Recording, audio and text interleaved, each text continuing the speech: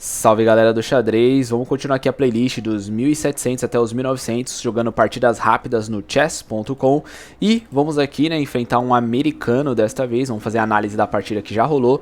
E aqui o americano faz um E4 e eu faço um C5, defesa siciliana. Nessa posição o jogador faz um cavalo F3 e eu faço o meu peão D6 aqui na posição, fazendo a defesa siciliana com o peão D6. E aqui ele joga o bispo C4 nessa posição, e aqui eu simplesmente tiro o meu cavalo em C6, eu já expliquei sobre esse cavalo em C6, unicamente exclusivo para defender esse ataque chato de cavalo G5, que eu acho muito chato, e essa posição eu poderia jogar cavalo E5, protegendo essa entrada aqui, né, desses ataques chatos, e ao mesmo tempo atacando o bispo dele, forçando o bispo dele a fazer alguma coisa. E outra, ainda protege ataques da dama, por exemplo, nessa posição, e acaba sendo algo bem defensivo e ao mesmo tempo ataca, ganhando iniciativa para as peças negras. Eu acho isso muito bom. Inclusive nessa posição o próprio computador fala que é melhor ainda fazer cavalo nessa posição. Eu não gosto muito, né? Eu ainda acho melhor fazer esse lance. O computador não dá como errado fazer o cavalo C6 aqui, então vale muito a pena, certo? Nessa posição o jogador faz um D3 e agora sim eu faço meu cavalo F6 e ele simplesmente tenta atacar ainda, né, com o cavalo em G5 a posição de F7 junto com o bispo, um combinado. E aí sim eu faço meu cavalo E5, ainda dá pra fazer esse cavalo E5 aqui, atacando o bispo dele, e nessa posição o jogador recua o bispo dele para B3 na posição.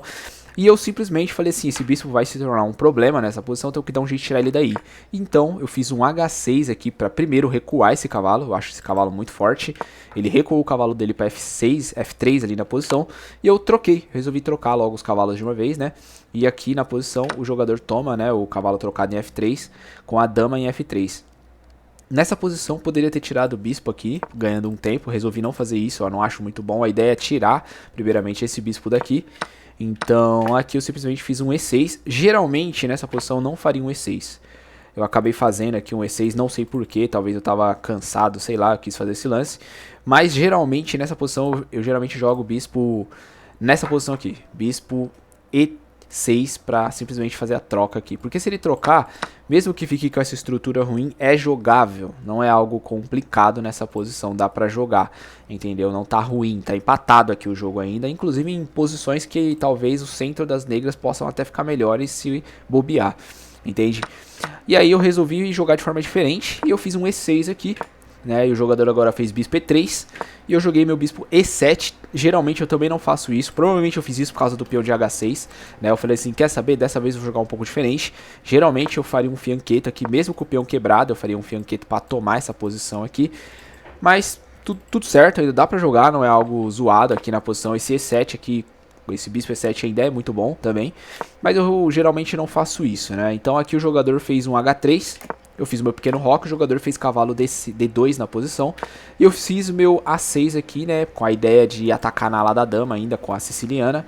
Nessa posição o jogador fez um A3 aqui, e eu simplesmente fiz o meu B5, só que isso daqui tá empatado ainda, não tem erros aqui, mas tem posições que podem me complicar esse B5, por exemplo, entende? Por exemplo, essa descida aqui, ó, essa descoberta na minha torre pode ser muito problemática. Por exemplo, essa descida aqui, a dama dele já tá pegando uma torre direta e ao mesmo tempo tá atacando o meu cavalo. A única forma de defender, por exemplo, se eu subo o peão, cai meu cavalo inteiro, entende? E aqui a única... E, por exemplo, vamos supor que eu tire minha torre, cai meu cavalo também. Então... nessa posição aqui eu simplesmente tiro meu cavalo para proteger, só que, porém, é essa troca que me dá o problema dele ganhar um peão a mais, né? E ainda ganha um tempo na minha torre. Isso é meio ruim para mim, não é algo que eu queira, certo? Aqui eu posso jogar meu bispo aqui, protegendo a minha torre e ao mesmo tempo atacando a dama dele. E ele poderia tirar aqui, mas nessa posição, se você olhar, eu não sinto que tá muito bom para as peças negras. Tá empatado aqui a posição, não tem... Eu posso estar com um peão a menos, mas nada que esteja fora do controle, entende? O jogo ainda está totalmente no equilíbrio, porém, eu sinto que para as brancas tem uma certa vantagem aqui. Por isso eu resolvi não entrar nessa linha, inclusive essa linha que eu já vi ela algumas vezes, né? Quando eu era um jogador das antigas, assim, que eu ainda estava aprendendo a jogar xadrez e tudo mais, desenvolvendo o meu xadrez, eu entrava nessa linha achando que ela era boa, mas eu não conseguia jogar direito. Talvez alguém consiga, eu não consigo, não é bom para mim. Então eu resolvi jogar de uma forma diferente nessa posição. Só que dessa vez eu fiz um B5 aí, devia estar com muito sono mesmo, e acabei fazendo esse B5. O jogador dele não encontrou essa linha, ele fez um C4 aqui na posição, tentando quebrar essas linhas. E aqui eu acho que eu cometi uma outra gafezinha, não é bem uma gafe, né? Estrategicamente eu sinto que não foi boa. É que vocês têm que entender uma coisa que é o seguinte, às vezes, por exemplo, vamos dar um exemplo aqui, eu joguei agora bispo B7, certo? Pra liberar meu bispo, pra fazer logo uma pressão aqui, liberar isso aqui, deixar minhas peças desenvolvidas e tirar dessa linha forte da dama, certo? E aí o jogador fez o peão A4. Qual foi o meu erro aqui? Não, na verdade não é um erro, mas é algo estratégico. Eu vou tentar explicar. Por exemplo, esse peão. Você está jogando siciliana, a maioria das vezes o que você quer é abrir uma coluna da siciliana, entende? Para você atacar pela ala da dama. Pela ala da dama, com a sua torre. Porque essa é a ideia da siciliana, a base. A ideia base da siciliana é você atacar pela ala da dama, certo? Dá pra você fazer uma ala do rei? Dá, mas a ideia base é você atacar pela ala da dama, né? E evitar um pouco o centro e tudo mais. Por isso você faz o C5, fecha com D6. Basicamente é isso. Então aqui eu tô falando de uma forma bem superficial, entendeu? E aí, beleza. Só que aqui, cara, o que acontece? Quando você faz um B4 aqui na posição, fechando a ala da dama, né? Acaba se tornando um certo problema estratégico. Entende? O computador, ele vai dar empate nessa posição, ele vai dar igualado a posição, porque o material tá igual, o computador tá igual. Só que tem que entender uma coisa, o computador não é um ser humano. O computador ele não tá olhando estratégia, o computador tá olhando puro cálculo íntegro pesado do xadrez. A matemática pura, o computador tá olhando a matemática pura e usando as regras do xadrez. Nós, seres humanos, a gente usa a estratégia do jogo, que é noção de estratégia. A gente não consegue fazer os cálculos impossível do xadrez, que é o xadrez, do xadrez, do computador. A gente não consegue fazer os cálculos do computador, porque o computador é um computador. Nós somos seres humanos. E pra gente competir, bater de frente, entender um pouco o xadrez, nós, seres humanos, criamos estratégias de jogo, né? Então aqui eu considero que isso aqui foi uma coisa estratégica não muito boa, porque eu fechei a ala da dama. E geralmente a siciliana é pra atacar pela ala da dama. E eu acho que por isso que o jogo durou tanto tempo, né? Foi aqui, não é um erro, mas estrategicamente acaba sendo algo não tão bom, certo? Eu acho que vocês devem ter entendido, eu me embolei um pouco pra falar aqui, mas vocês devem ter entendido o que eu quis dizer. Beleza, o jogador agora fez bispo A2 aqui na posição, e eu fiz o meu peão A5 aqui, lembrando que ficou fechado a ala da dama. O jogador, percebendo isso, ele fechou também a ala da dama. Falou, quer saber? Eu vou fechar a ala da dama e vou jogar meu bispo em B1 aqui e tentar abrir essa ala pra ficar bom pra ele. Reparem como a posição das brancas tá suave agora. Ele tá tudo fechadinho, de boa, e agora ele pode movimentar as peças e tal, não tem mais nenhum problema na posição. Aqui o computador dá até como empate essa posição, entendeu? E aqui eu jogo, né, fazendo o quê? Qual que foi a minha ideia? Eu falei, na hora mesmo, tenho certeza que eu percebi o erro, né? Eu percebi esse lance de ter fechado a ala da dama, e resolvi tentar também fechar a ala do rei, né? Deixar tudo fechado aqui, porque assim ele também, essa estratégia dele soltar bispo pra cá e tentar abrir aqui vai ser mais difícil, já que ele não pode mais subir esse peão, né? Se subir esse peão eu tomo aqui e já era, né? Então eu resolvi fechar mesmo, fazendo um E5, fechei a ala do rei, certo? O jogador agora fez o grande roque, entende? E nessa posição eu fiz bispo C6 na posição. Aí você deve estar se perguntando, pô, Andy, uma vez você falou em um dos seus vídeos que cada jogada do xadrez tem que ter um propósito. E esse bispo C6 teve algum propósito? Sim, parece um lance tosco, né? Você fala bispo C6, por que bispo C6? Por causa do sacrifício do bispo aqui. Parece besta esse bispo C6, mas essa é a realidade. Quando ele fez o roque grande, ele errou, porque ele acabou expondo demais os peões dele, num rei totalmente isolado das peças grandes dele, e eu possivelmente posso fazer um sacrifício aqui, sei lá, com a dama nessa posição aqui, fazer um sacrifício, por exemplo, vamos supor que ele faça esse peão, eu faço esse lance, ele faz esse lance, e eu sacrifico aqui, ele toma, eu tomo. Estão percebendo o poderoso ataque que as pretas têm nessa posição? Vamos supor que aqui ele defenda atacando a minha dama, já tá levando um cheque, já sai aqui da posição, já tá entrando aqui peão, entende? Isso aqui é mais ou menos uma base, eu sei que tá sendo atacado aqui embaixo, mas é mais ou menos pra vocês terem mais ou menos uma ideia do que possivelmente eu poderia fazer nessa posição a longo prazo. Aí eu pensaria em algum lance, alguma estratégia, sei lá, recuava, fazer alguma coisa aqui pra conseguir atacar a posição de alguma forma. Então possivelmente tem esse sacrifício do bispo para pegar esses dois peões, tendo os peões avançando aqui. Por exemplo, eu poderia, tomou aqui, nessa posição, sei lá, ele tenta defender aqui o bispo dele. Aqui eu já poderia voltar a posição e subir os peões, jogar a torre também. É possível fazer isso, né? Tem dois peões passados por um bispo, um rei isolado ali, né? E as peças dele, até as peças dele voltar para defender, vai demorar demais. Então é uma estratégia. Vocês entendem como chega momentos do jogo do xadrez que não é mais só tática, tática, tática, tática, tática. Eu vejo que tem muito jogador que pensa só em tática, tática, tática, tática, tática. Não é só assim, cara. O jogo é estratégia também de xadrez, entendeu? Às vezes a estratégia em certos rating, por exemplo, 1700 pra cima, a tática ela vai servir bastante, mas se você for um jogador estratégico, você dificilmente vai perder, entende? Então, beleza. Aqui, continuando, o jogador, né? Deixa eu voltar aqui. O jogador fez um B4 aqui, um G4 aqui na posição. E eu simplesmente fiz meu cavalo em D7. E agora ele fez um H4 aqui, tentando entrar, né, pra ala com tudo. Só que esse H4 ele tá entregando um peão aqui. E eu acabei aceitando esse peão. Falei, vamos pro ataque. Mas aqui tem que tomar cuidado, porque aqui ele abre a coluna, né? Acaba abrindo a coluna, mas eu acabei aceitando isso. E agora o jogador fez um dama H3 e eu joguei meu bispo em G5 aqui. A ideia do bispo G5 é tentar trocar as peças, ou então tentar defender a posição, não deixar subir tantos peões, tentar proteger de alguma forma a posição. E aqui o jogador fez cavalo F3 e eu simplesmente joguei meu bispo em F4 aqui. O jogador subiu o peão dele de G para G5. A ideia dele é abrir minha ala, tá? Expor meu rei de alguma forma. E eu simplesmente subi meu peão. Isso aqui parece estranho. Inclusive o computador tá começando a dar pequenas vantagens para as peças brancas, né? O ataque tá ficando bom. Então eu fiz meu peão F6, tentando atacar o centro, tentando atacar alguma posição do ataque dele ali para tentar defender meu rei. Ele trocou os bispos em F4 e eu peguei com meu peão de E, F4. E agora ele tentou abrir com tudo e ele conseguiu abrir essa posição. Porém, aqui tem um lance estratégico, que foi um G5 todo esquisito. Aí você deve estar pulando aí da cadeira e falando, como assim? Que G5 maluco é esse que você fez? Tá doidão? Que é a primeira coisa que você vai pensar na sua cabeça. Ah, esse moleque tá doidão, não é possível. Cara maluco, esse G5 de louco. Você deixou o peão passado, tá doido? Cara, e o jogador, obviamente, vai pra cima, né? Ó, vou explicar essa estratégia aqui pra vocês terem mais ou menos uma noção. Aqui, se eu tomo, acabou. Não tem o que fazer, né? Aqui é mate em alguns lances, né? O computador tá falando que aqui é mate em 5 lances. Então, aqui eu já tô perdido se eu tomar o peão ali. Porém, tem uma estratégia de jogo chamado peão adversário escudo. Isso daí é uma estratégia do xadrez que é chamado de peão adversário escudo. O que isso quer dizer? Por exemplo, esse peão, ao invés de ser um peão de ataque, ele se torna um peão escudo. Fazendo um G5 aqui nessa posição, eu tenho a possibilidade, sei lá, vamos supor que ele joga a torre aqui. Eu tenho a possibilidade de jogar meu rei nessa posição. Um H7 aqui. E aqui, como é que ele entra aqui nessa posição? Não tem clareza aqui nessa posição, entende? Sei lá, ele vai fazer um cheque aqui, eu recuo, depois ele sobe peão e depois. Não tem muitos lances aqui, ele não consegue passar por esse peão, tá vendo?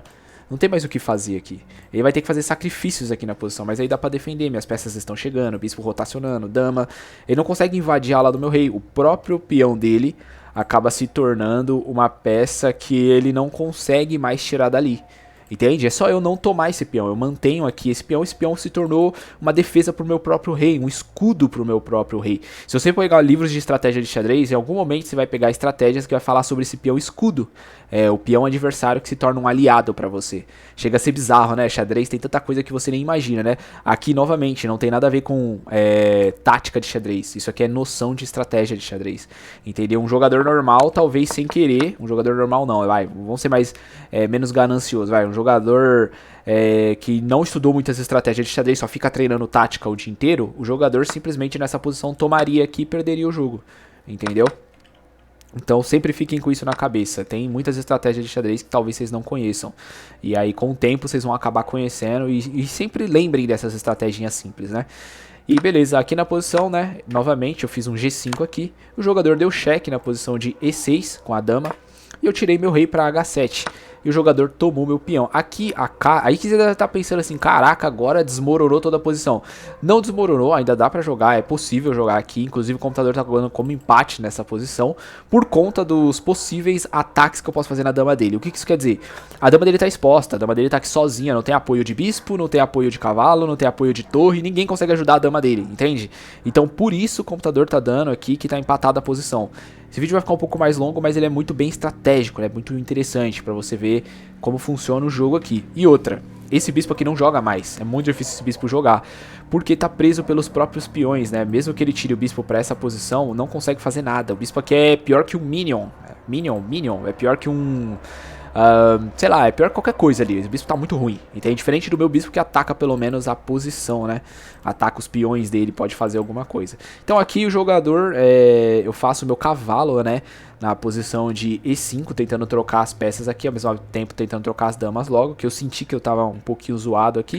E aqui ele troca a posição, e eu troco pegando o que? A dama dele inteiro nessa posição. Aqui foi o erro dele que ele não enxergou.